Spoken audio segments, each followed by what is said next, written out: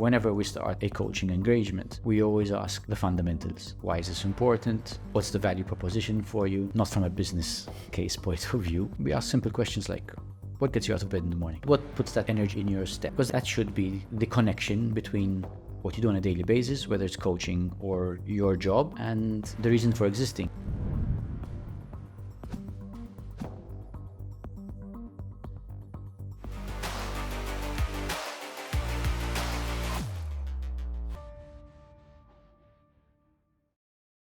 Welcome to another episode of the GrowUp Podcast. My name is Dan. I'm your host. Thank you for watching. Before we kick off, I just want to give a big shout out to our sponsors, Hands-On Systems, GMR, Bookia, Optimum Chauffeur Services, and White Light Pictures for providing the studio and the tech for helping us to make this happen. Remember to subscribe. Please click subscribe on the YouTube. It really helps us make this channel better, makes the production better. Follow us on our socials. And also feel free to subscribe to our Patreon, where you can get early access to our shows, unedited versions, plenty more goodies to come as well. And we're going to try and make some giveaways as well. So please consider that as you watch.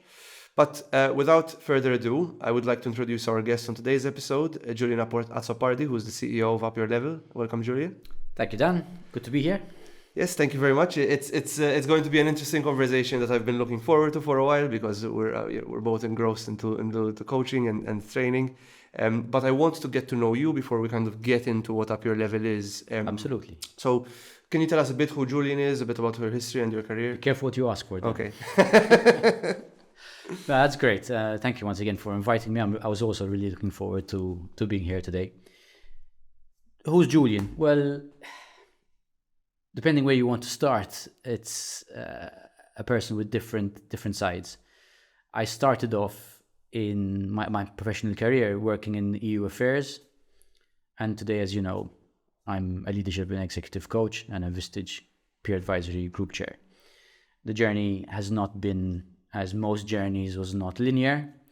It involved a lot of ups and downs, but I thank the ups as much as I thank the downs, because it was actually one of the biggest downs that led me to be here where I am today and pursuing a career which is extremely fulfilling, helping and working with people on a daily basis.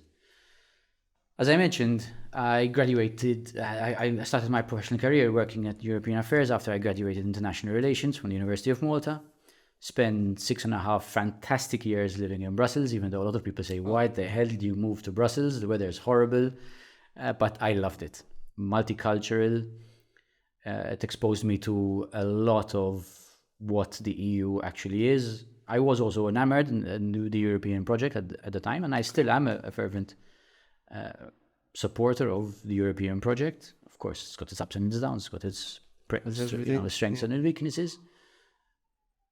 And I started off as an intern with the Malta Business Bureau, had just opened an office in Brussels.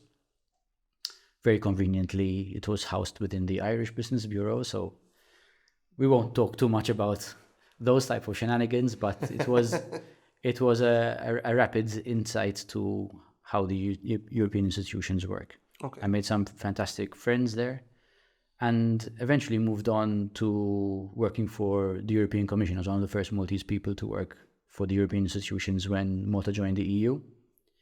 And I was responsible at the time for managing Malta's European structural funds. Wow, okay. From a European Commission side of things. But then around about halfway 2005, towards the end of 2005, beginning 2006, my light bulb seems to have switched off. I didn't feel like getting out of bed in the morning. I was relatively antisocial. And it's that moment that kind of led me to where I am today, because I felt like I needed the change. I didn't know what change I needed. I didn't know down which road I was going, until I had a conversation with a couple of friends of mine. I still remember the conversation. I was in Rome, standing on the rooftop of a seminary. I was there for a friend's, an old teacher's graduation. And they told me, why don't you go and do some volunteering? Okay. And it's the light switch that went back on. I tendered my resignation, and I did 1.5 years of volunteering around the world. Wow. And that's what brought me to where I am today. I spent 3 months in India, South Africa, and I did most of South America during that phase, which brought me back into contact with a lot of the values that are dear to me and led me down a very different route. I went back and I did a master's in socioeconomic development, spent 2.5 years studying and doing research in South Africa on the impact at the time of football education programs in disadvantaged communities in the region of KwaZulu-Natal, so around the area of Durban. And it opened doors to basically where I am today. Started working, came back to Malta in 2011, started working with Inspire Foundation as a services lead and manager. And today I run Up Limited. We do leadership and executive coaching. We also run Vistage Malta, which is a peer advisory group, helping business leaders and owners becoming better versions of themselves. Excuse the cliche, but it's actually the case. So that they can lead their businesses and their people better and deliver better services and products for their clientele and their communities. It's very interesting that obviously getting to know that part of it, because we've spoken before in the past few months, but I didn't know obviously you had such a colorful career ramping up into coaching. But I'm guessing what I'm trying to get at is the connection between obviously what you do now as a leadership and executive coach and as a peer advisor, and voluntary work, which is, I think the connection is the willingness and the want to serve and the fulfillment you get out of serving within that approach. So what are your thoughts around that? So in terms of coaching, because that's what lures me towards the coaching aspect, which is the servant aspect of it.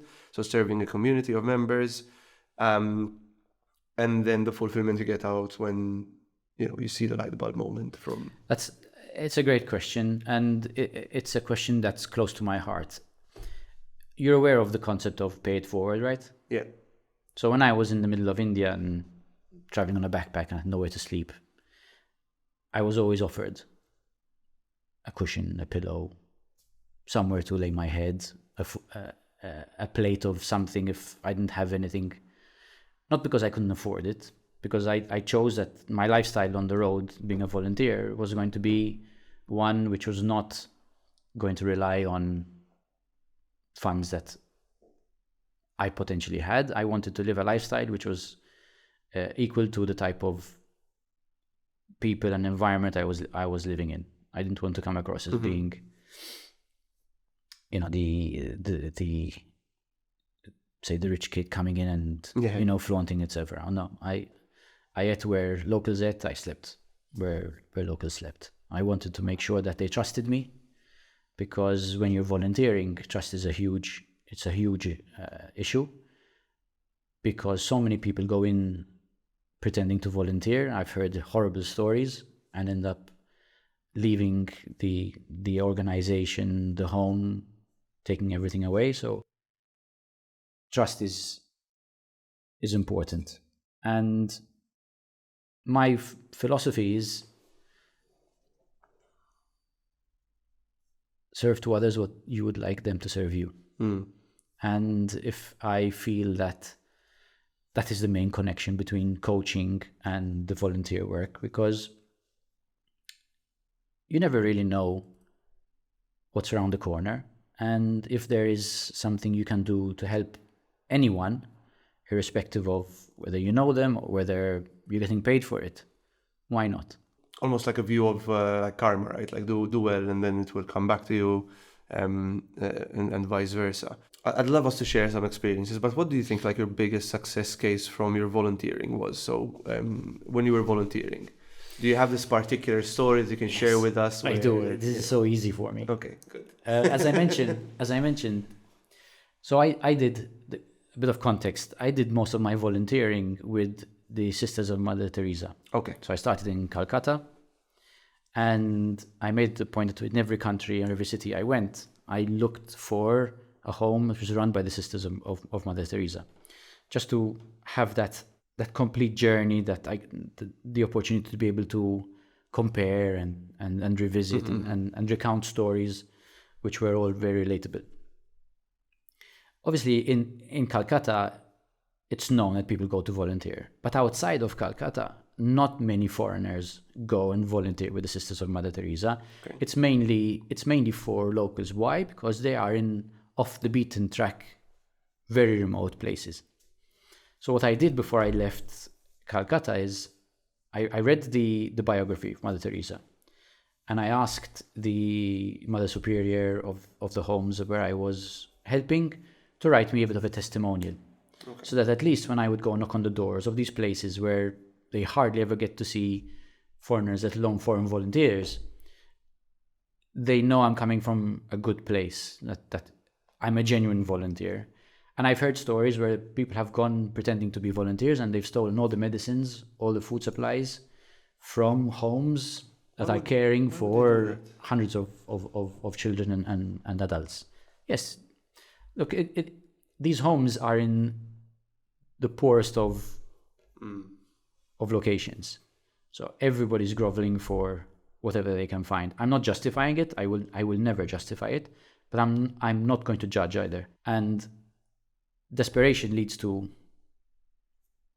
desperate measures. Desperate measures. So I'm not going to be one to say, yes, it's horrible, but at the same time, you don't know what the backstory behind what led them to do so. So every time I presented myself at the door, I had the book and I said, listen, I'm a genuine volunteer. Please see the testimonials.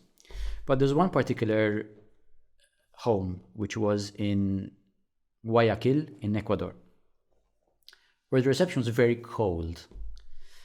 Now, the home was a huge home. They were housing a number of men and women who had no family or who were in end-of-life moments. And I remember the Mother Superior told me, you're a volunteer, right? Yes, okay, then I will give you a task. And she told me to, and these were her little words, you have to help that person, and I remember his name was Dionisio, die peacefully, which shocked me to my core. But she didn't as a test, because she wanted to see whether I was the real deal.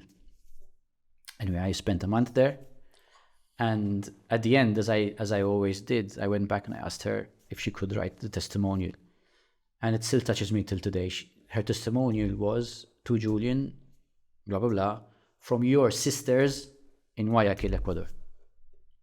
And that for me is the essence of the reason why I feel very strongly about the connection between what you said about volunteering and coaching. It must be really hard having to support someone knowing that they're on their way out. It's hard. It made me very angry. And Why? in fact, it made me so angry that Dionisio himself realized. He told me, you're getting annoyed at me. And the reason was I was getting annoyed is because he wouldn't want to eat. But when I walked in, he wouldn't have a spoonful of soup. When I walked out, he was standing up at Mass singing.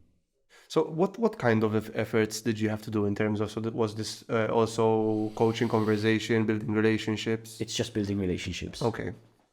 Getting them to trust you, just asking them what they would like, what they need, not what you are there to offer. And it's the same in coaching. When you're coaching, you're not there to give them something. You're offering them something they need. They might not know it, but through the conversation, through the relationships that you're building, the need will come out. Shall we get into coaching then? Because I'm dying to absolutely put my 2 cents in this conversation as well. But I'm sorry, I'm just really captivated by obviously the work that you were doing before, and it's something I've never experienced myself. Maybe I'm yet to experience it when I'm when my daughter has grown up and I can travel the world on my own. But right now I'm a bit shackled with it. You can do volunteering with your daughter. I met a lot of people who are doing exactly that. Travel the world with a 5-year-old? With a newborn. There are people who, I recently had a term for it, which I can't remember, but there's a term whereby people actually go on the road, have a child, and educate them on the road. It's part of the educational process. Probably better than the educational systems we have in place right now in the country, to be honest, or in any country, not just particular to Malta. I think the worldview is always essential. I mean, you learn by this. Like, to be fair, you can get the best education in the world, and I am moderately educated. I wouldn't say like I've not got an MBA or anything, but most of the lessons I learned were in the last 10 years, and it's by meeting people, traveling, and traveling especially is insane in terms of the amount you learn and how small you feel. Like, I think I got on my first plane when I was 24 or 23, so I wasn't a big traveler. But now I always look forward, like whenever we're going somewhere new, especially, I just look forward to absorb the area around me and learn like the culture and different things, how people act. And you'll see the different changes in behavior in different places that you go based on the environment and the culture and the religion and the way they've been brought up and their history. So, yes. But let's talk about coaching. So, you mentioned leadership and executive coaching. You mentioned wellness and the overarching kind of training that comes with it and all that. So, if we talk about coaching, and you mentioned the art. So, for me, coaching is the art of, partially, not all of it, but coaching becomes the art of questioning, like being able to ask the right questions to help somebody get them from point A to point B, right? And sometimes they don't know what the point B is initially, but sometimes you figure it out midway through, and then you help them get there. So for somebody who maybe, some of our viewers that haven't been through a coaching journey, or they've not really learned how to coach, where do you think they should start in terms of their coaching journey? That's a good question. And I would tell them to start by asking themselves a question. What's missing? You don't necessarily need to know where you want to end up. And again, there's this very strong parallel with my journey to do voluntary work. I was asked by a then colleague of mine who told me, but where the hell are you going to go? What are you going to do? And I said, I have absolutely no idea, Francesco. I said, what I do know is this is not right for me. There's something missing. And that's okay. It doesn't mean that everybody is going to have the same starting point on a coaching journey. It has to be the right starting point for them. So whether it's knowing where you want to end, or knowing that where you are is not enough, or there's something missing, is also a good starting point. But you have to start off by asking yourself that question. Is there something missing? And then dig deeper. The art of coaching is, yes, asking questions, but it's also the art of digging deeper. Coaching is, people who undergo coaching are brave, are courageous, because if done well, it's painful. I can testament to that as well. I had a really good coach, life-changing coach, really. Like when I was working very early on in my career within banking, I had someone who now I consider a very dear friend, but a manager. She was my manager, but she was also a qualified coach. She was very much into coaching, and she got me into coaching because I realized, but I think it was a 6-month project. I was her 6-month project. Had a lot of BBC sessions, we call them, behavior barrier change. And God, those were painful for me. I remember I used to go home, and I used to go home after a week of work, knackered, like absolutely dismantled. And then questioning my entire existence up until this point on whether or not, like, oh, did I live life correctly? Obviously, the young person who I was, nowadays, like the way I think about it was like, yes, the answer is always yes, because you've lived up until this point, and then you're just going to learn and take it further. But absolutely, it was the breakdown of a behavior and the belief system when you're coaching someone.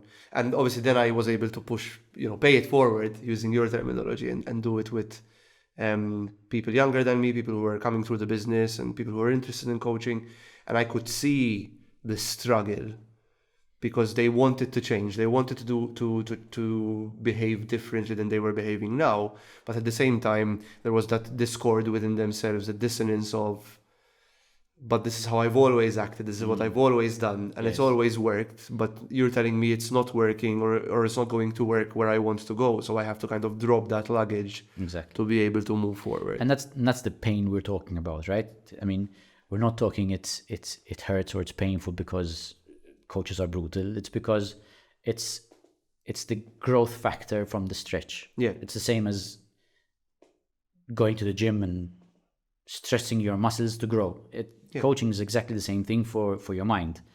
The mind actually grows through coaching, through exiting the comfort zone, doing the way things we've always done it, because it's the only way we know it. Doesn't mean it is the only way that exists, and that's the stretch. That's the pain. It's the behavior which is a result of a belief system or value set, conditioning in various forms, culture, upbringing, education. We mentioned all these things, but it's the willingness to go beyond that and testing your own belief system, which are part of our own limitations. And a good coach, asking the right questions, poking in the right places, can get us to actually stretch those limiting beliefs and actually turning them into strengths, ultimately. Absolutely. I think there's the biggest barrier I used to face, I remember, was the cultural barrier. So I tended to, for example, most of my difficult, let's say, clients or customers as a coach were Maltese people to a certain extent, but they were in a certain age group as well, right?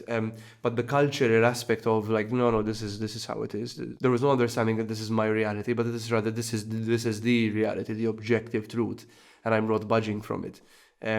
But then again, there were other, Maltese people within different age groups that were much easier to mold in a way, or to mold themselves as well, because you're asking the right questions, as you said, you're probing in the right places, and they're very happy to challenge their the way they think and I think we're seeing it obviously now much easier in younger people, because I think coaching is a bit more widespread, and even like on the social media aspects, there's more information being propagated about neuroplasticity, and kind of your ability to change the way you think. And it's addicting as well. Well, learning is addictive. It is.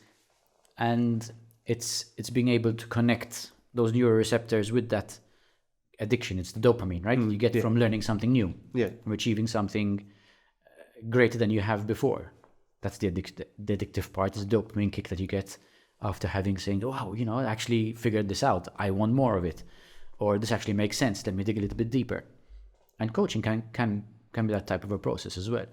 The more a coachee sees their own growth through the process of being vulnerable and trusting another person to be guided in a direction, is extremely satisfying, and it can be very infectious as well, because you let off a different aura. You feel better, you think better, you sleep better. The process of learning is also very healthy for your whole system, because it's life in motion. It's not static. Learning is continuous. It's propositional. And it has a strong correlation between the way you move, the way you talk, the way you sleep, the way your emotional side of things, and people take from it. People relate to it, and it's about finding the right connections with a coach, with the people you work, in order so that you can continue to learn and go on a path that is going to take you wherever it is you want to go. It's an interesting point. You talked about the light bulb moment, right? When you were initially kind of talking through your journey. So I had that light bulb moment as well. So after 14 years working for a bank, and I held a pretty comfortable position, like I was quite prestigious as well, as a chief of staff. But my light bulb was completely off, because I was running on autopilot. I did interesting work. I did coaching work. So I set up coaching seminars and stuff like that for senior managers and managing directors.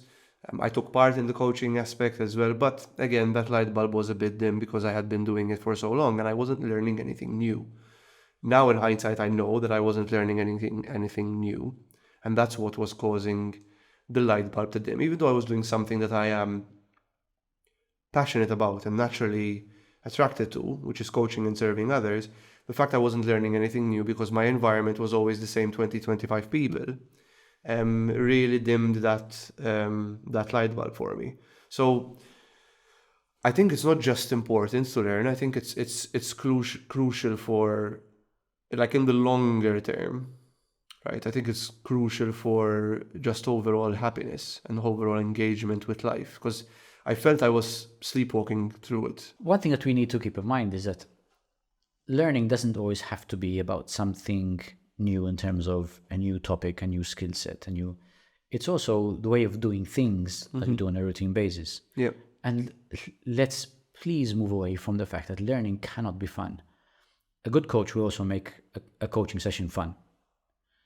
And through humor, you can activate new neurochemicals. You get serotonin, you get oxytocin comes from the bond and relationship you build with the coach, and also the making connection between the things that you achieve outside of the coaching session with the people that you are working with. You build a form of relatedness.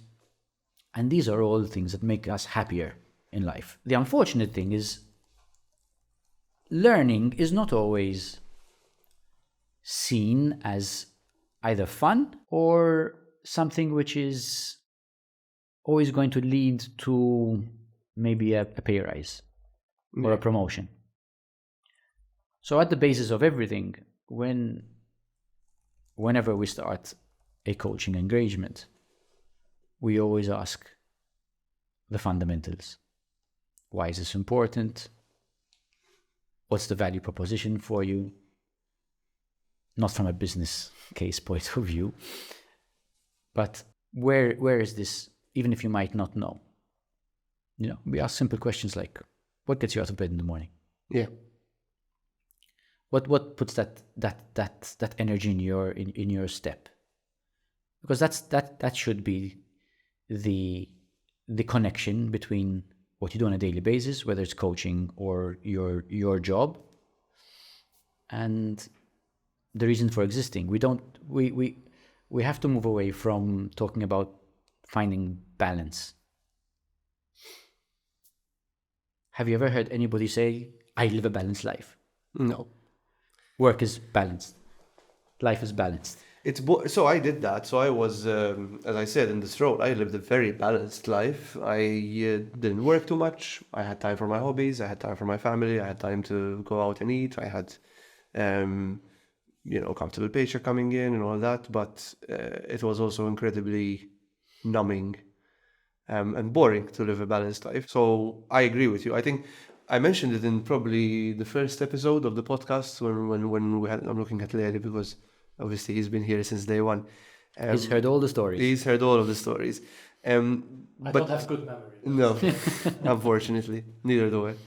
But I think I said it with Ben, where we were talking about the topic. So Ben Vincenti, who's now one of our sponsors, Bookia, but Ben is the COO of Bookia, Tablio, and Get Hitched as well. He was talking about like how he loves being obsessed about his job, and he weaves in work and life together, and it's just everything is working in sometimes when he needs to give attention to a lot of work, he does it as well. And we use the word harmony instead of balance, and I'm absolutely on board with that, right?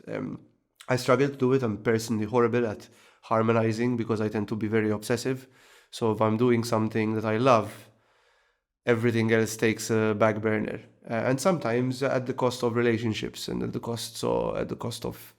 I'm not saying it costs me relationships. What I'm saying is that you kind of I take the spotlight off of, for example, my relationship with my parents or my relationship with my partner because I'm focusing on something big. So I struggle to achieve harmony, but I always aim to achieve that rather than the balance that you mentioned. We use the term alignment rather than harmony. Okay, interesting. And the only reason why we do that is because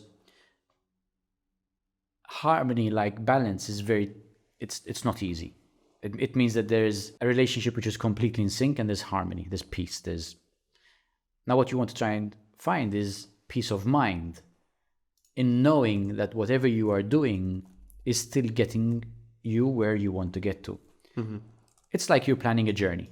We've all been on a road trip. I love road trips, but they are really unpredictable. But as long as you know you're making steps towards arriving at the destination, whether there's a roadblock, or there's a traffic jam, or whether you have to stop for fuel, or whether you have to spend the night in a motel, the objective is the end destination. And the journey is part of it. That is what we mean by alignment. It's enjoying and being present in the moment in whatever activity you are doing, because it's going to ultimately achieve great things. That gives you peace of mind. It doesn't necessarily mean everything is at peace or in harmony or balanced, but it means that you are doing what needs to be done at the moment in that particular instance. It might change with a puncture, and you have to pull over and change the puncture. Is it worth anything getting frustrated? No. You're going to get more frustrated, you're going to get angry, you're going to get pissed off, and you're going to lose a lot of energy. So that requires a level of mindfulness and self-awareness. It requires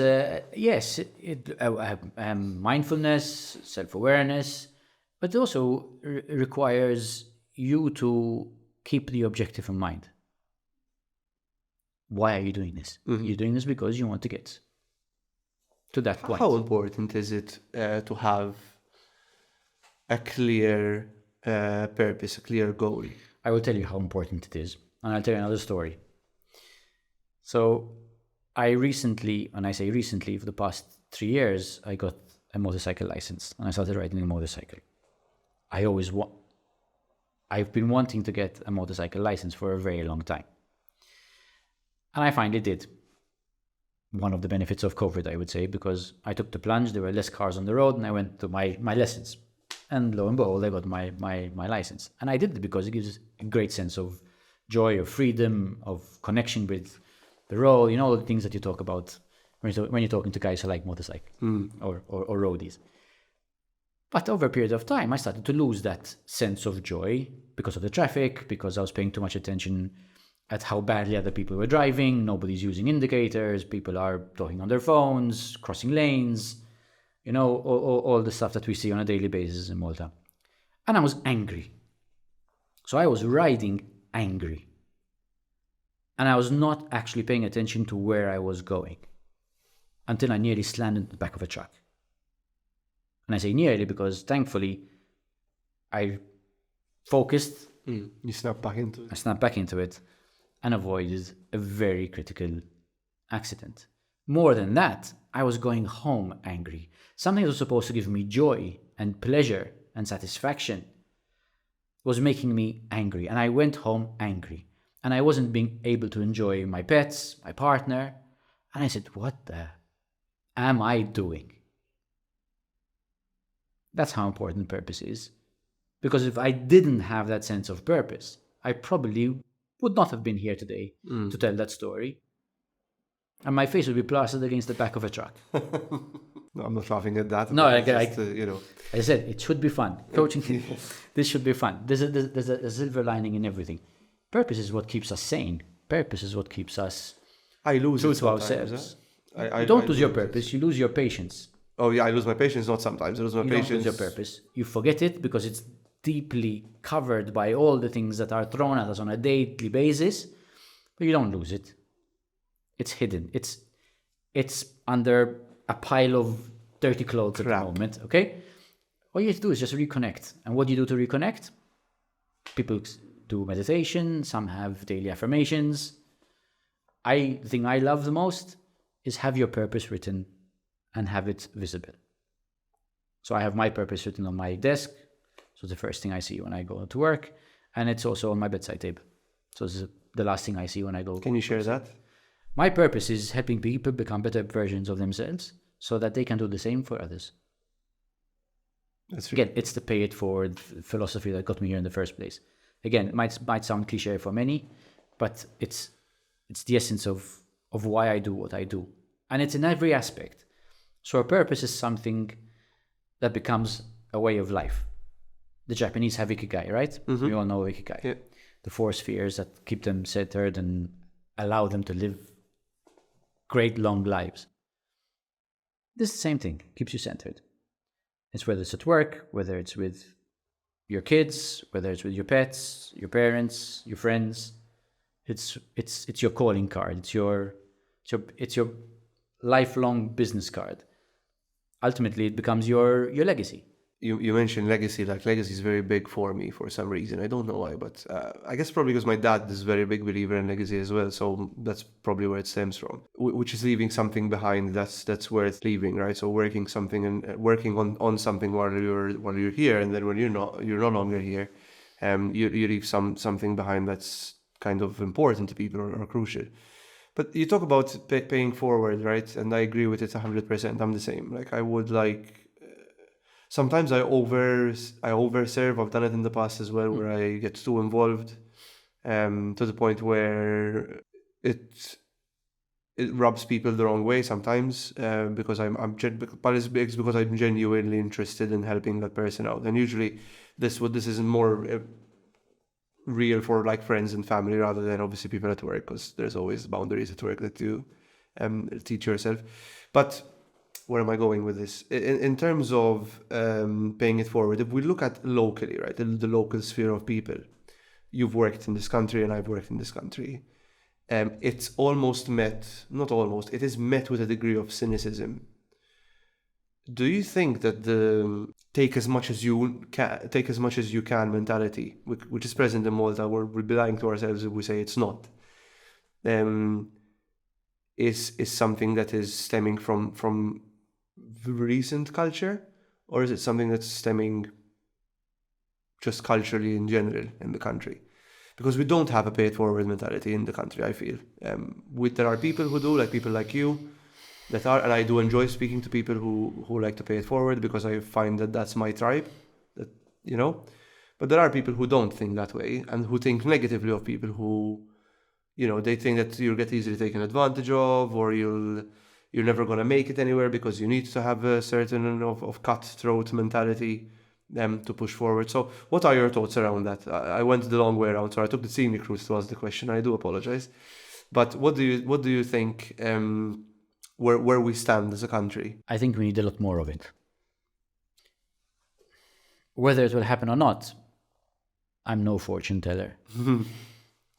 But we definitely need a lot more of it. The country, do you think it's stifling us as a country that we do have people in power? I think it's stifling the world. I mean, but I would ask a different question.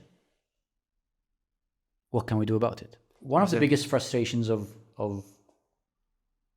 every single person in the world is the frustration of not being able to be in control. Now, what is control? Control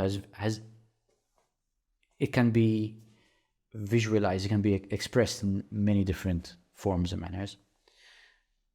But if I'm having a conversation with you and it's going in the direction that I don't like it, that for me is a loss of control. So I get frustrated. So I try and get it back to the way I want it to be, in the direction that I want to take it. This is exactly the same thing. What is it within our immediate control that we can do to make it slightly better? One person once told me that, asked me a question, why are you volunteering? You're not going to change the world. And I said, no. I said, but if I may be able to change the world of that person, Yep. and make it look a little bit brighter today. Just today. Is that not worth doing? It's not an easy thing to be told when people also say, you know, people go and do volunteering because they've got a guilt trip and they want to try and make amends for being a really shitty person, you know? It's tough to digest. Does it matter?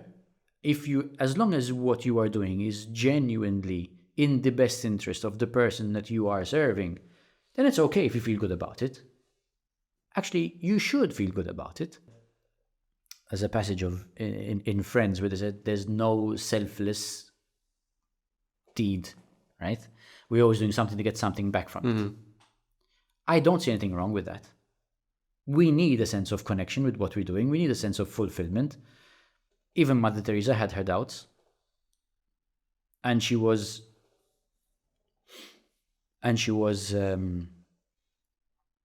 criticized for saying that sometimes she also has doubts, but we're also human.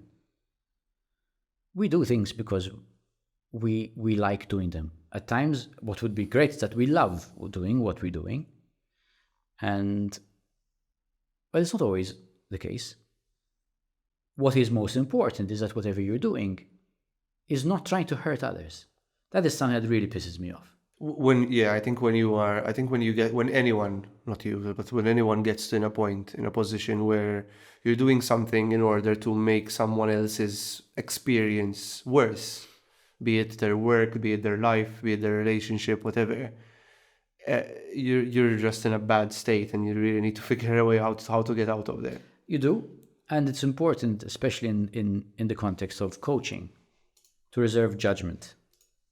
And to withhold bias, because that is something that can be extremely detrimental for the person you are trying to coach. It breaks trust as well, doesn't it? I've been in positions, especially early on. It breaks a lot of trust, and it gives us a fake sense of reality, because you would be validating a thought process which may be detrimental to the person you are actually speaking to. So as much as possible, when you're coaching, you have to avoid statements that are judgmental. Even the case where I said, if you're going to try and hurt someone, that pisses me off. That's a judgment statement. But it comes from an emotional place, and we're having a conversation which is void of context in that regard. Yes. But when you're coaching, you have to be extremely careful in order not to lead, but you have to allow the person to explore whatever statement, decision they want to make on their own. Because ultimately, they are going to have to implement that decision, that action, that behavioral change.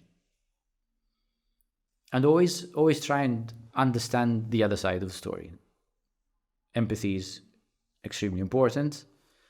Sometimes people say there's far too empathetic, we need to be a little bit more assertive. The two can coexist. It doesn't mean that if you're empathetic, you cannot be assertive. And it doesn't mean that if you are assertive, you're not empathetic. It just depends on the way you are then communicating the message that you want to communicate. I can be assertive whilst also being very empathetic. It depends what outcome you want to achieve. If I want you to pick up your work, I have two options. I can walk into your office and I slam on the desk and I say, Dan, what the hell's going on? You've been performing like crap for the past 3 months. You do it again, you're fired. Am I going to motivate you? Probably going to say, what a prick I am, and you're going to want to leave. But I can also walk in and say, Dan, I'm seeing that for the past 3 months, you're not performing to what you normally do. How can I help? Yeah. It's assertive in the sense that I'm making you aware that I know that you're not performing, but I'm being empathetic in putting your position first. People resist because conversations become very positional. It's you against me, it's me against the world, it's my family against yours, it's, And that's where resistance comes in, because it's positional, because it becomes personal and becomes judgmental. Once you try and remove the element of being positioned and being right, the other person being wrong, we have much more room for exploration, because it helps build trust. Trust that the other person is actually there willingly to help resolve a situation, an issue. I wanted to also pick up on a point when you said the reward you get when you serve others, and it's okay to feel good when you are serving others and helping others. And again, this is one thing that I've discussed before, where in a world where more recent years we've been encouraged to love ourselves and think about number one and put ourselves first. It's important to have self-love and self-care, yes, but I think there's studies that show that we are societal animals, and we get the biggest dopamine hit by serving the community that we have, the tribe that we take care of. Which is why you see a lot of Aboriginal tribes as well, where they don't have the word please. Because when they ask for something, it is a given that that person should help you because they're a small tribe, right? So it's not obviously modern society, but within that tribe, it is expected that if I ask you for something, it's obvious that I need it, so I don't need to beg for it or whatever. You're going to give it to me because it is your duty as part of the community to support me with something if there is something that I need. So anyway, they don't have the word please, and I don't think they have the word like thank you either. It's just kind of a given that we are going to help, right? It's enforced that there is no option. The option of not helping is not there. But they are like, overall, I think they did like some research, they're overall like a very, very happy and cohesive group of people. Why? Because there's that element of dopamine that we were talking about. You get that feeling of I am part of something bigger. That you get through coaching and that you get through voluntary work. In all my experiences within the little time I spent in my career, not as long as your decorated career, but I've was successful in interviews. Had successful projects that made a lot of money for the bank, not for me. We had successful rollouts. We did successful initiatives and all that stuff. But my biggest memories of success were when that one person overcame their fear of a customer complaint, right? And then they got on the call and they spoke to it, or overcame their fear of having a sales conversation, or bringing up a sales product, or asking a tough question. Or other coaches, when I was academy manager, academy head, whatever, and I was teaching coaches how to coach, when they had their first light bulb moment with their coachees, right? And you can see that, okay, finally, we got to the point where you've stopped giving advice, or you've stopped giving your judgment, and you've started asking questions. And sometimes it takes and as you know, sometimes it takes a very long time to go around the houses to get that person from point A to point B, because their belief system would need to completely be overhauled, because it's just how coaching works sometimes. But that is the biggest, I think, for me, like the best memories I had from being a coach and from being a mentor to others. The second best memories is when I had a good coach myself, when I had somebody who really helped me get through a tough position that I put myself in. And what were the traits of that of a good coach? It's just somebody who listens and believes in you, I think. Like somebody who knows your potential as well, someone who sees your potential, but then gives you the autonomy to get there, and it just gives you the tools and the support along the way. Yeah, right. There you go. So let's talk about people who don't want to be coached, because for me, I've personally had experiences of people who were, and I would use the word uncoachable, because in the coaching world they'd be like, oh, no one's uncoachable, but I think someone who doesn't want to is as close as it gets to being uncoachable. Someone who doesn't believe in coaching. I used to think like you. Okay. But I do believe that everybody is coachable. It's just a matter of finding the right coach for the right person. Okay. I'm not the right coach for every single person that there is, and I have absolutely no problems with it. But when I started off, it pissed me off big time. Yeah. Because I thought I was doing something wrong. I thought I was a terrible coach. But realization comes, experience teaches you that actually, no, it's not the case. It's just a matter that you're not the right coach for that specific individual, that specific need. And let's not forget, sometimes people come to you for coaching in very specific areas, and if you're just starting out, you say, yes, of course, I can help. But really and truly, you don't have the skill set for it. So there's a whole level of awareness that the coach also needs to bring to the table, whereby you have to understand your strengths and your weaknesses. Mm-hmm. But then there are those who are, rather than uncoachable, cynical about coaching, purely either because they've never had the opportunity to have coaching, or it was denied to them, or maybe, yes, they do think that they don't need coaching. But I recently had a conversation with somebody who was relatively cynical about what coaching does and can do. But like with everything else, it's a matter of trying to find a common ground on which you can build a relationship and trust, that you're not there to try and disprove them or prove yourself better than them, but it's about coexisting in order to achieve better results.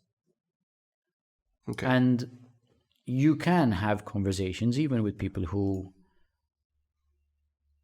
as you put it, are uncoachable, or as I put it, are a little bit cynical about the process of coaching. It's just a matter of finding that common thread for conversation. Look, it's all about connection. And we know that humans are all about building connections. And the same with coaching. You could have a superb coach, but just doesn't connect with a type of personality or the type of individual at their current stage in their career. So all these things influence. But what a good coach would never do is pretend or try to be everything for everybody. Fascinating point. I obviously, when you mentioned it triggered in me. It was like, yes, there were people I've tried to coach, and I'm not saying that nothing came out of the attempt, but maybe yes, the lack of connection proved to be less effective in terms of the output of the coach's session. So that's interesting. I also find it cute when people say, I need some coaching on this because I don't know how to do it, and they confuse coaching with feedback and training, which is completely different. They work hand in hand, I think, because I think if we slowly shift our conversation into like a business scenario, where obviously the whole point of what you do now within your sphere, coaching is great, and there are the tools of training and feedback that can be used to aid that as well. So sometimes feedback helps you get from like you start off with feedback and then you coach through that feedback, and helps get someone understand. But some people think that just because I'm sitting here as your manager and I'm just telling you, right, this is what you did wrong and this is how you need to do it, that is coaching. That's managing. That is literally like, that's managing. Telling people what to do. Exactly. And there's a big difference between managing, leading, and coaching. Yeah. We'll do a good segue into what Up Your Level does now, I think. Because I think you help encapsulate the three together. And because I think it's a toolkit that every leader has to have, right? You need to know when to manage, you need to know when to lead, and you need to know when to coach. Yes. I think, and depending on the scenarios, right? You do peer advisory and like leader and executive coaching, leadership and executive coaching in particular, right? So, what are the biggest challenges you face when you are delivering leadership and executive coaching? That's a good question. I think it's getting people to trust the process. For many, it might be the first or maybe second time they've gone through a coaching process, either individually or within a group. And then when it's individual, you have to really make sure you understand the background, so you know what type of pitfalls to try and avoid. You have to really try and figure out at what stage of their personal development the person is, where they want to get. So it's a lot of what you said: listening, asking the right questions, and letting the person talk. When you're a group, then you've got the dynamics of the group itself that can be challenging. Sometimes you always have the joker, you always have the cynic, you always have the one who's a little bit more dominant in terms of characteristic. Then you've got the shy person who sits in the corner, and you've got these characteristics. Can be challenging, but they can also be a good opportunity for you to use the room in order to extract different value propositions from the coaching. I think when you have a number of people who are in the room because they are told to be in the room, that is probably one of the biggest challenges, because it feels that they have no ownership of why they are there. So it becomes a lot more interesting to hold the room and to focus on achieving outcomes.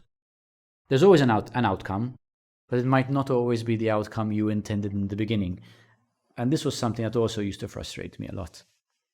I came in here with a plan.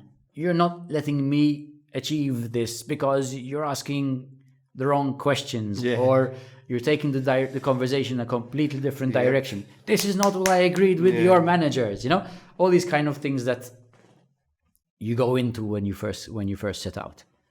But ultimately, coaching is actually being able to read the room and identifying what the people in front of you need and serving that whilst also trying to keep a common identifiable thread. So you walk in the room and say, listen, guys, we're going to be talking about, let's say, we mentioned earlier, purpose. Mm-hmm. And the conversation can go many different ways, but ultimately that common red thread in journalism, they say, what's the red thread that you have? Okay, that thing that can always come out. But at the end of the session, everybody needs to be able to relate to that common red thread. Whether you used your slides, whether you used your notebooks, whether you use everything you had planned, it's quite irrelevant. It's actually being able to achieve that. The takeaway at the end, where everybody says, okay, now I understand a little bit more about what purpose is and maybe what mine is. I've made the connection now. I've made the connection. Yeah. It's very interesting, and it's also interesting. You talk about different characters as well. Like I think working a room, it's a different beast than a one-on-one coaching, right? So you need to figure out, because you need to help different persons with different value systems and belief systems to make the connection. But sometimes you have to do it differently, right? So sometimes a person might get it in the first half an hour, and the person might get it in the second session because, as you said, they might have just joined because they had to, right? And they're focused on, they're really busy with something else right now, so they're just there on their phone sometimes as well. So you need to keep them engaged. So it's a big challenge with groups. It is, but then that's why I'm really grateful for being part of Vistage, because Vistage, being a peer advisory group, you actually use the room to solve the issue at hand, and we take a lot of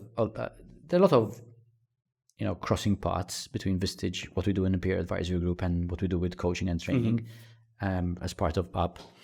But I think one of the real things that really stands out with the way Vistage works is that you've got the people around the room are there solely to help you solve your problems. So you would try and use that mentality, that mindset, even in a room where it's not as obvious that all the people in a room are there to help you solve your problems. Because when you go into a room where you're supposed to be coaching or training, the expectation is that the coach or the trainer is going to teach people how to solve stuff. And it's not the case. That's not the case. You act almost as a facilitator rather than... A facilitator, a guide, you can use whatever it is, but I like using the word facilitator, yes. But let's not forget, a coach, a trainer is in the room for what, 2 hours, 3 hours? Once a week? If you're lucky, once a month, which is most common. What's going to happen the rest of the time? Who are you going to rely on if you have an issue? And that's where the aha kind of moment sometimes happens. Oh, really? You know what? Actually, I've got 15 other people here, 20 other people in this room who have all been hearing the same thing. I could go to and say, listen, by the way, that thing that idiot was talking about purpose, what have you done about it? Can you help me? And that's why Vistage, on the other hand, is so powerful as well. Because the people around the table are there to help you become a better leader, become a better decision maker, so that you can grow your business. That's going to add more value to your employees, to your community, and ultimately to your family as well. So we lend a lot from each other. Sometimes in Vistage, you have to go in and say, all right, guys, we're going to learn more about time management. Who doesn't struggle with time? Everyone struggles with time, because it's the mindset around how we use time. We use time, I'm just using this as an example, as a common denominator that exists between everybody. But you can't control or manage time. No. What can you control? What's in your control? Energy, the effort you put into it. So let's have a conversation around that. And you start to see how people address these kind of issues. And we do it in the Vistage session, which is exactly what we do in in a coaching session. We don't go in with a manuscript and say, turn to page 1, please. Read from top to bottom. No, that's killer, yeah. It has to be experiential, because if it's not experiential, doesn't become real. You need to tie the emotion with, because I think emotion is probably like our strongest learning pathway. Yes. Like if something that, or well, apart from smell, but emotion is like if something that makes you feel something, you're going to attach yourself to that knowledge fairly quicker than if you force. And if the emotion is a study. negative one, it's going to last a lot longer. I remember this mentor I talked about in the beginning used to tell me, like, you can't process negative emotions and they stick in your brain. So if you assimilate something with a negative emotion, it tends to stick there more, and obviously, and then you can use it as a tool. It's a survival mechanism. Yes, it's a survival mechanism, but it's also, you mentioned before culture, being in Malta, and then if you want to add the fact that being a man in Malta, what, you're going to talk about emotions? Yes. Very. Are you mad? Yes. We don't talk about our emotions in Malta as men. That's crazy. When I was Whilst we are emotional beings, and most of our decisions come from, like as you correctly said, the emotional connection with a situation. Absolutely. I remember when I was learning to be a coach and stuff, and I used to go back to talk with my friends. They'd be like, "What the fuck are you talking about, Dan? Like, shut up. We don't talk about that stuff. Yeah. Like, it's stupid, right?" Yeah. And that's, the whole process of being emotionally intelligent, being self-aware of what your emotions are telling you so that you can take better decisions. I'll ask you a personal question, because I go through this as somebody who understands what emotional intelligence is, and people who go through coaching tends to have a slightly higher level of self-awareness than most. But I still lose my shit sometimes. Like, I still get angry and all that. Hell yes. That's why I go out on my motorcycle. I tell my partner, I'm going for my therapy session. But today I was having an argument with my partner, and I said something I shouldn't have said. Right? I said something which was completely stupid, out of frustration, out of anger. It visibly upset her. So I was like, but immediately I said it, and immediately as the last letter left my mouth, I was like, sorry, that was something was really dumb. And I've just felt like crap for the rest of the day, right? Because of something I said. So this is where I start thinking, I wish I didn't have this level of emotional intelligence, because if I was somebody who didn't care, I wouldn't have felt. I would have just said what I felt, and I would have walked away from that conversation. But I didn't, and then I groveled and did the usual thing that most boyfriends do and most husbands do. Just grovel. You do what is appropriate for your context. Mm-hmm. People tend to forget that. Yeah. And like I said, first rule of coaching: don't judge. Yeah. And we do it all the time. We're human. We're not robots. No, yes, for sure. I also judge, even though I shouldn't say it. But look, it happens. I lose my shit. Yes, I still do. But then it's important to be able to try and reduce the amount of times you lose your shit over the same thing. Mm-hmm. It doesn't mean you can't lose your shit about other stuff. It becomes something you need to work on a lot more if you continue to lose your shit over the same thing over and over again. Agreed. Because that means you're not learning. Yeah. And I think it's important to establish when you aren't learning something, and kind of try and think through it and all that. But it's absolutely normal to feel that way. You're human. Use it. It's just a big struggle sometimes. It's a struggle because you want to resist it. And emotional intelligence tells you, use it, don't resist it. I'm glad I asked you this question, because I'm going to now... Because it's telling you something. Approach it differently. It's telling you something. It's telling you there's a deeper issue you need to look into. Probably. No. That's absolutely. disclaimer. There's always a disclaimer. Is it? 100%.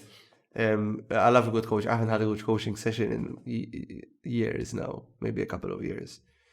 I find that I used to get really good coaching sessions early on in my career, midway through. When I got to a bit of a senior leadership role, that coaching kind of goes away. Why? Because I was working for CEOs and managing directors who were too busy to have lunch. And most of the sessions or one-to-one sessions weren't coaching sessions. It was more of, this is what we need to do, let's get to work, right? So we kind of lose that. This is obviously just my experience, it could be different, but whenever I then spoke to people who were in my similar positions, they said yes, that they find that the level of coaching reduces in corporate environments as you go higher up the chain. And it should be the opposite. I 100% agree. I think it should be the opposite. So I always stuck to my coaching roots. And as much as possible, even speaking to third parties, even speaking to stakeholders, after obviously delivering what I needed to deliver, there was always an element of, how are you finding everything? How are you finding the project? Like, what do you think can be done differently? And what do you think you can do differently? What are your struggles? And kind of delve into it. And it really helped develop good genuine relationships with people. And I find that, obviously, the people listening to this, if you are a leader within a business, I strongly suggest that you still have coaching conversations with your people. You still ask the right questions. Try and find out what's hurting within your teams rather than solely looking at the data. Like, data is important. I am a big data fan. I love a good spreadsheet. I love a good trend graph. I love a good statistical predictive model. Big fan of those stuff. But I think if you tie it in with coaching and really get into the emotional state of your team and the emotional state of your people, no matter how far up you are within the chain, having human conversations, asking questions, figuring out what you can do better as a leader and what they can do better as employees will help you get to a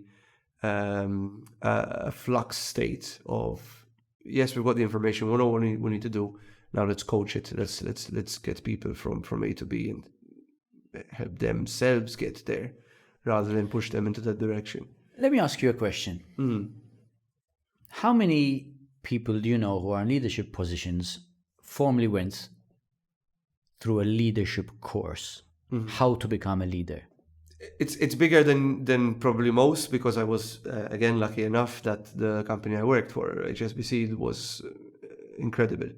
The level of education, the level of time and money they've invested in coaching was above average, way above average, to the point where obviously I'm inspired to be a coach and I want, this is what I'm doing now, this is what I want to do full time. It took me a while to circle to it, but I tested the waters. I figured out what I'm good at and what I'm not, and all that. So I got there. But to answer your question, quite a bit. I've been blessed with incredible mentors. I've had shitty managers, shitty leaders as well in my journey. And these people usually are the people that are cynical about, like, I don't want to follow the whole coaching model. This is what I do. This is who I am. This is how I lead. Take it or leave it, my way or the highway, right? And those are the managers I tend to have left. And you're lucky, because not many people can say they were brought up in a corporate environment where so much emphasis was put on that. 100%. Normally, people would get promoted to a leadership post because they're good at doing something very specific. Yeah, which is. But the skill set that you require when you become a leader, when you're leading people, is a completely different skill set from being able to fix microphones or build laptops. I've taken pride in all the leadership roles I have, where I am the least educated of the team in the topic that we execute, because that's not my job. But unfortunately, there's still prevalence amongst certain leaders who feel that they have to have all the answers. It's not the case. We're putting added stress on a role which is already fully loaded in order to make sure the business grows in the right direction, taking care of our employees, and all that sort of stuff. To add on the strain and stress for thinking that we have to be the be-all and end-all of our business is actually detrimental to leadership. So being able to sit around the table with people who've probably been through the same trials and tribulations and challenge the way you think about certain things in order to build a plan to get out of this stuck place that we end up falling in is invaluable. And you don't need to call it coaching. You can call it whatever you want, as long as you have an outlet for you to think out loud. One of the biggest problems that most leaders do is that they lock themselves in the room and they think on their own. And they become their own coaching. And they become without the opportunity of testing it out loud. What does it actually sound like when I say I'm going to do this or I need to do this? Could there be a different way? Could it be that I'm not seeing something? And this is the power of being in a peer advisory group like Vistage. This is the advantage of having one-to-one coaching. The opportunities are there, and coaches are flexible. A good coach is flexible, adapts to the needs of the individual, doesn't come with a plan. I was going to mention it before when you were talking about when you walk into a session or be it a one-to-one or a group session with not a plan, but like with a journey, like with a destination in your head, and you walk out of that session completely taking a different route. Sometimes you have to do it. But it's a feel-good moment for a coach, because you know that you are adapting to the people around you or the person you're trying to coach, because what they're a coach responding needs to keep in differently. mind in this particular instance is to try and keep. So I'm making reference to a conversation we were having earlier about control, right? Yeah. The typical way of looking at control is I have to take control. Otherwise, it goes bad. Yeah. Something goes wrong, all this kind of stuff. But I try to tell people that you can still achieve the same outcome without taking control, but being in control. Mm-hmm. And those are two different things. Taking control is being at the helm, reins in hands, trumpet in your mouth, sword in your hand, saying charge, and chopping your way through. Being in control is building a team with the right skill sets that are much better, like you said, at doing certain things than you are. But you are the person who has the helicopter view, who can see beyond what they are seeing so that you can guide them accordingly, and they will get stuff done. That's being in control. The outcome is still the same, but your effort is directed where you are supposed to be. A leader is more of a navigator than a driver. Mm-hmm. Absolutely. I'm completely in agreement with this. So for me, as I said, like leading, I've been lucky enough to have a lot of different leadership roles. I've gone into leadership roles not knowing what the team does in detail. I obviously would know the basic fundamentals, obviously, but not being an expert in what they do. And I would have left that role and I would still not know what the team does, because it's not my job. Yeah, exactly. As a leader. My job as a leader is to make sure that the team is equipped with the right tools, that if they have any issues to escalate, I can help them escalate them, and connecting them with the right people. So as you said, like building the right team with the right skills. It's almost, it's like these superhero teams or like a military team, right? You need to make sure that everyone has a complementing strength to be able to battle the enemy or whatever, or execute an operation. So super in agreement with you. One thing we didn't talk about, because we are running out of time. We're almost an hour and a half. Huh? This time flies when you're having fun. Yes, right? this podcasting is I always. can ask the you a case. question: do you think everyone can be a leader? Can everyone be a leader? Can everybody be a leader? Somebody asked me this question recently, or I think I wrote an article, and the person who was editing said, "You're contradicting yourself here." Yes, I do think everybody can be a leader to different degrees. Just because you don't have the title of CEO, head of this, or team lead this, it doesn't mean you're not a leader. You can still lead without a title. It's about your willingness to put your neck out. Mm-hmm. Because once you put your neck out, people are going to start looking to you for leadership, for guidance. Now, I can lead a team of 30, or I can lead a team of 1, or I can be a leader of myself. It depends how we want to interpret the term leadership. Because again, leadership has different meanings for different people. I see leadership as making strides forward in a direction that's going to ultimately improve a position. Now, I can do it on my own and achieve great things. Just because I have nobody in my team, does it mean I am not a leader? You'd find a lot of people who say, probably not, because nobody was following you.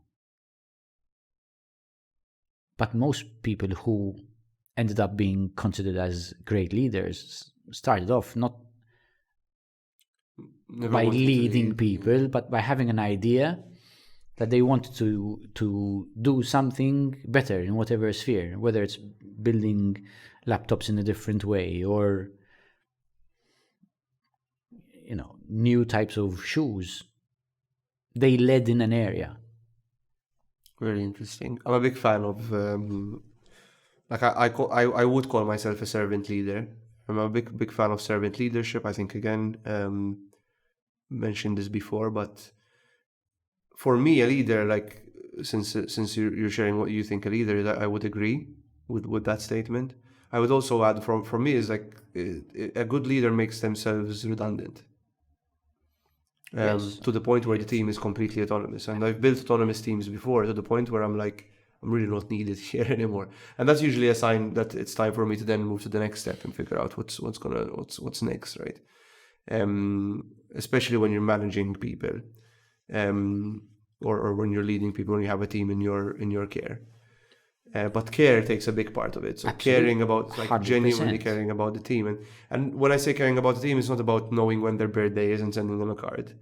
Because I've seen a lot of leaders and managers thinking that if they pander to their team and if they pamper their team and buy them presents and figure out when their birthday is and do all these team outings and do these fun activities to keep them engaged, that's great and all, that's perfect. But I think empowering each individual and making them feel like they are genuinely, especially when we're talking from a workplace environment, if you are coming into work, if your whole team comes into work thinking that they are completely super important, that they are doing something that's very meaningful to themselves and to the big machine that they are part of, I think that you've achieved.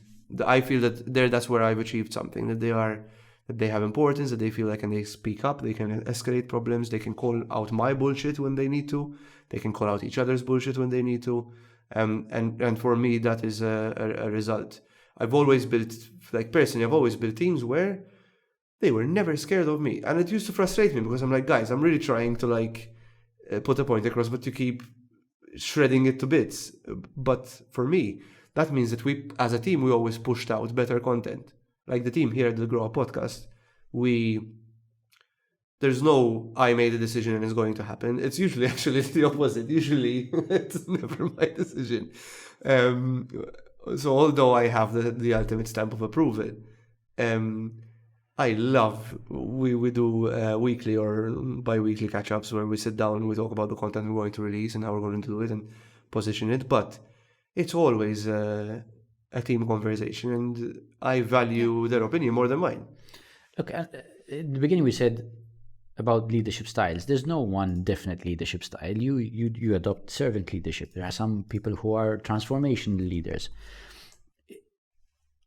Realistically, we never adopt one single leadership style. Yes. Okay, and that's a sign of a great leader who's able to adapt according to the context, because that's extremely important. But it's also the point that we're trying to make here is leadership has many guises as well. And it recently came to my attention, as I mentioned an article I was writing and will be published soon. Can a parent be a leader? Is a parent a leader? Good question. It's hard to... I don't know if I could... I mean, you should be.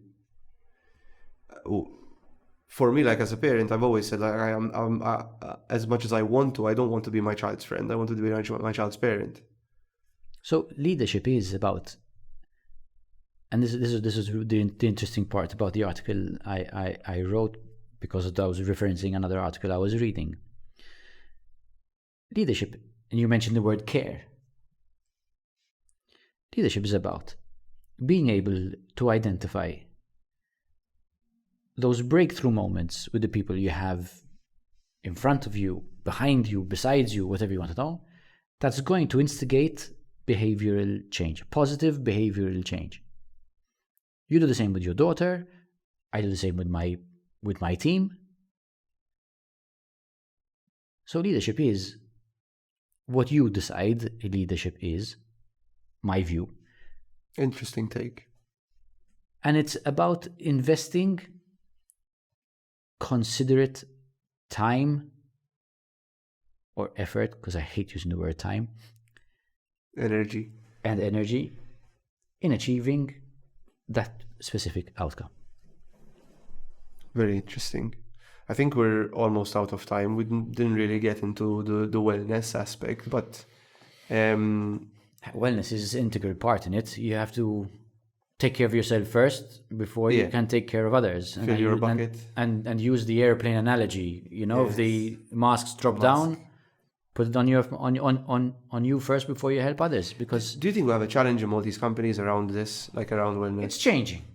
And I don't say it's changing lightly, because yes, there are some who do it as a tick box exercise, but we are seeing a lot more interest. Okay. We are seeing a lot more interest and a lot more committed interest. Are we there yet, as they say, on road trips? No. Will we ever be there? Of course not. Because life evolves, new things come about, new fads, new problems, but we will adapt. Last year, we organized a whole conference on mental well-being, Hygia, which we're going to run again this year on Mental Awareness Day, which is on 10th of October, where we spoke about the importance of mental wellness, and we spoke about it at all levels: leadership, middle management, frontliners. If we're not in a good space, we cannot expect the people around us to also be in a good state, because we influence people, especially as leaders. For sure. And it's between coaching and accepting professional therapy as help. We are seeing a change. We're seeing a lot of companies who are offering therapy to their staff as part of their benefits package. Not just because they want them to be sound of mind, let's put it this way, so that they can produce more, because they do actually care. So we are seeing change. We're also seeing an increase across the board of people making use of such services. But I'm not going to talk about the whys, because I'm not qualified to talk about it. But to go back to your point, yes, companies are taking this a lot more seriously, which is great. To Good to hear. No, it is good great to see. And we hope that next year and this year, at this year's Hygia conference, we will see a lot more leaders participate in the conversations, in the discussions. Let's try and be there. You're welcome. I think that's the aim this year, is to join as many of these conferences as possible and learn, and get to be a better coach myself as well. Of course, I mean, again, there are many opportunities to do so. First and foremost, it's a mindset, it's a mentality, it's an ethos, it's a way of living. It's being vulnerable to saying, I fucked up. All right, let's see how I'm gonna fix that. It's the only way to go, to be honest, for me, like personally, because there's no point in dwelling on what went wrong and what could have been better, because it's done now. And you just reflect on it. Yeah. Learn. Extract what the lessons are. Yeah. Try not to do it again. Exactly. Do, check, adjust, right? Do, check, adjust.